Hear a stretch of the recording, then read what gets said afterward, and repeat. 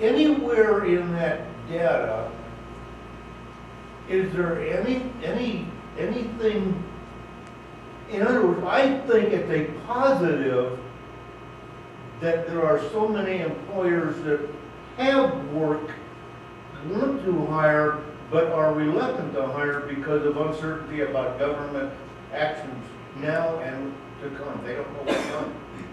How much of a percentage factor does that account for? I would think quite significantly. Well, and that's where, you know, being creative, and I'm glad you kind of brought that up, because we'll talk about that, because a lot of people, and I had this conversation, I was at the New Mexico Tech Fiesta on Friday, and it was full of startup, you know, the entrepreneurs that are creating, you know, these web applications, and it was a great event. There was about 400 or 500 people at the Albuquerque Convention Center, and we had a similar panel where we were talking about, how do you hire now?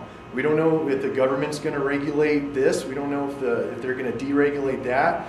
We don't know if we're going to be able to support the labs. We don't know if we're going to be able to support the base. You know, how do we do that? And the question is, you have to be creative in the way you hire people, and that's through hiring contractors.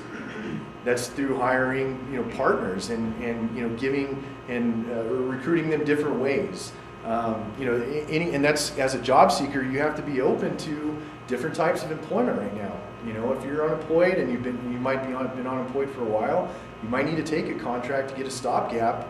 You know, get your foot in the door somewhere, learn a new skill or something like that. So, but that's what I did. Yeah, and it helps. And so, you know, employers in today's market have to be as savvy as the candidate. And, you know, and I can talk from both sides of the fence. This is geared mainly towards you as the professional candidate, but I know there's a lot of managers in this room too, and I know there's, you know, people that are hiring and are in the middle of offer negotiations and things like that. And this affects both sides, because it's difficult on both sides. It's difficult to recruit talented people. It's difficult to keep them on staff. You know, it's difficult as a candidate to get into contact with the employer. It's difficult to get the salary you want. So it's just a different market. But yeah, you're right. You know, what do you do as an employer when you don't know what's going to happen? You know, are we going to have another 2008 where, you know, everything tanks again and we see massive layoffs? Probably. You know, but is that going to stop business and industry? No. You just have to, you know, kind of shuffle things around. So the bottom line of my question then would be, if the government all of a sudden says, for 5 years, we're not going to issue any more executive orders, or no departmental director, everything's going to stay as it is right now. Mm-hmm. How do you see employment being affected? I would think it would shoot through the roof. It would shoot through the roof, you know, big time. And that's why, and that's where you have to separate, and that's why I said that our growth is good, because, you know, we lost a majority of our jobs here. This is where New Mexico always sees its growth. We're always hiring in the government. We lost jobs, but we're still up. So we're spurring growth in the private industry, which is, that's right. What we want to see. So to your answer, I would say, if that was to happen, we're going to go up. You know, we'll just keep going up. Here's some more industries with losses. Construction employment fell, government, small wholesale trade, manufacturing declined. I think we kind of went over that quite a bit. All right, so you know, talking more about what we were talking about, employment trends that tell two job markets. High general unemployment is obscuring the fact that specialized talent is in short supply. So, has anybody in here hired anybody recently or done recruiting? And it's difficult. You know, you get applicant, and it takes a long time. And it's difficult to find the person that you want. And then, you know, when you do, 9 times out of 10, you're probably getting someone that you didn't envision from a skill standpoint.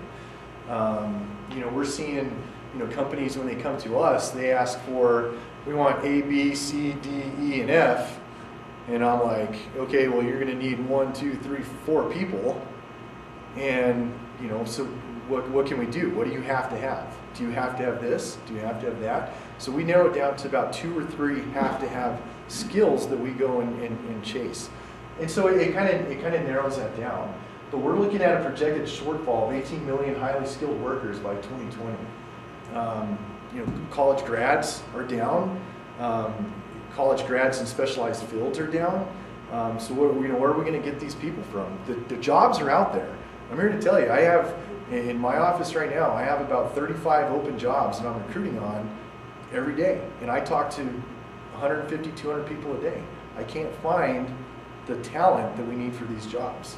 That's not something, it's something that has to start bigger than me standing here. I just go find the people, So where are we going to get them from? Where are we training them at? And that's where, a specialized recruiter like myself comes in. Among businesses hiring full-time employees, 66% reported difficulties. And these are in our in-demand skill set. So we'll talk about what those are. And you guys know what they are in your specific industry and what you do. And it's difficult to find. I mean, we're not trying to find people to work a drive-through or something. We're trying to find quality people to do perform quality jobs in the high-tech industry. Most companies are concerned about recruiting and retaining highly skilled employees, and that's a big one. The retaining part. When we think about hiring, we don't think about retaining. As managers in this room, you have to think about that. And it's on both sides of the fence, because I'm here to tell you that there's recruiters calling these people if they're highly skilled. So, being inventive with how you incentivize them. I mean, it's not all about money for a lot of these people, and especially with most of the people I work with, like software developers, they're going to cap out 75 to 90K, and that's all they're going to make. So at that point, what becomes more important to those folks is working from home, having a cool computer system, having whatever, So you really have to know your employees, understand what incentivizes them, and I know it's difficult, but you can't make a across the board policy, HR policy, like, we only get 2 weeks off. Well, if I'm trying to recruit a guy that's being recruited by 100 other companies, I need to find something different for him.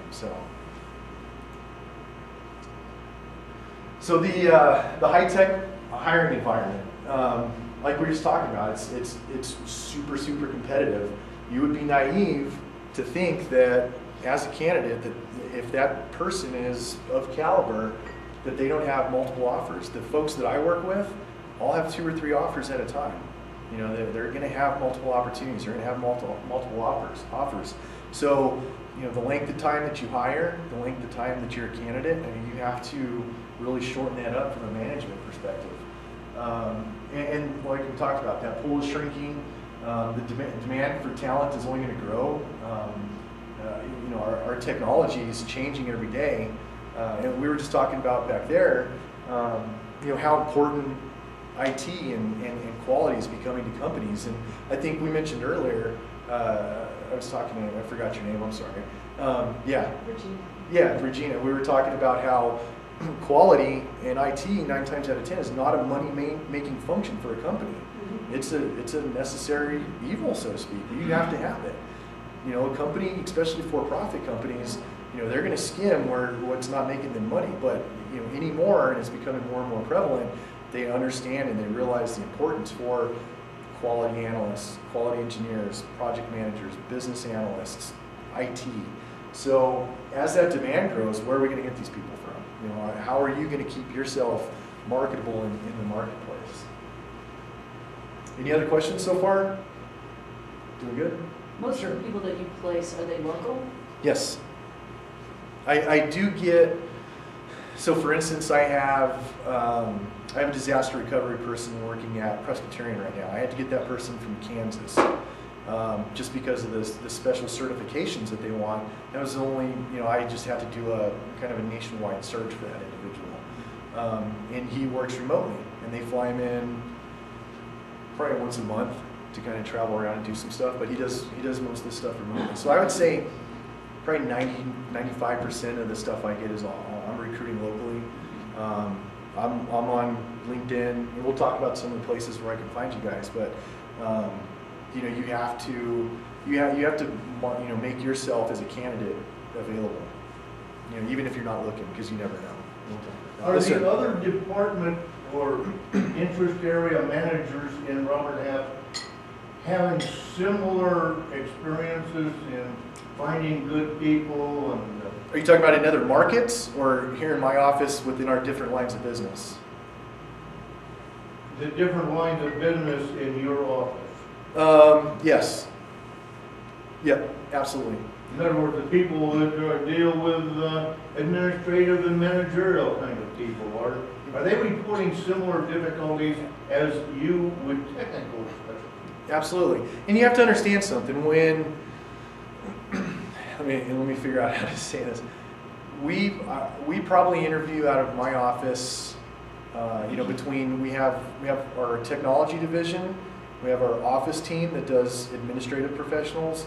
We have our account temps, which does temporary accounting professionals, and then we have our finance and accounting that does direct hire finance and accounting professionals.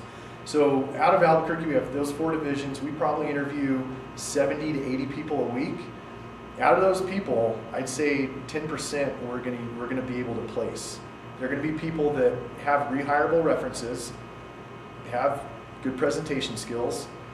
They're technically sound, for whatever discipline they are, and they're trustworthy. We have a very thorough vetting process before, we go and place somebody or put them out to work. So, I don't know what that says, but it's similar. When I was in Boston, it was the same way. I'd interview 20 people and I'd place 2. So I was right about 10%. We have a fee, obviously, and when you think about paying a premium for something, you want the best, and so we only represent the top 10% of the available workforce. But to answer your question, everywhere it's a war for talent. Everywhere you're trying to find a good candidate, someone that you can place, someone that is going to represent your firm well and is going to represent themselves well, for that matter. Most folks are going to be able to go out and get jobs, obviously, but are you going to get the job you want? Are you going to be able to get in front of the hiring manager that you want? That's what we're going to talk about in some upcoming slides. But so